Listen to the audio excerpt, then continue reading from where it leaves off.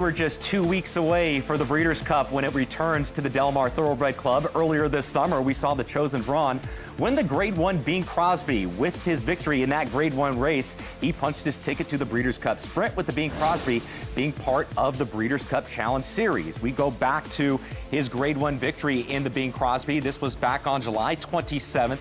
He repeated in this race for this California-bred multiple Grade 1 winner, and he handled this field rather easily here for the CHOSEN VRON. He is 5 for 6 in 2024. What a career he's had as well. He's 19 for 25 lifetime. He's going to be in the Breeders' Cup Sprint again this year. Remember last year, he ran in the Breeders' Cup Sprint as well.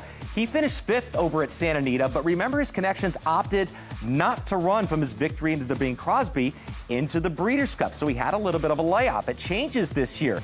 He won the Bing Crosby this year. He lost to Raging Torrent going 7 furlongs into Pat O'Brien, but he still ran a bang-up race in defeat. So his layoff is actually going to be a little bit shorter going into the Breeders' Cup this year at Del Mar for the CHOSEN VRON. He's a California-bred looking to win the Breeders' Cup Sprint. Thor's Echo, Amazombi certainly come to mind as California-breds who have had success in the Breeders' Cup Sprint. The CHOSEN VRON looking to add to that list. Let's take a look at our Breeders' Cup programming that you're going to see right here on FanDuel TV. We'll have our pre-entry announcements on Wednesday, October 23rd. That's going to take place at noon Eastern Time. The first breakfast show, Breakfast at the Breeders' Cup, will be on Friday, October 25th.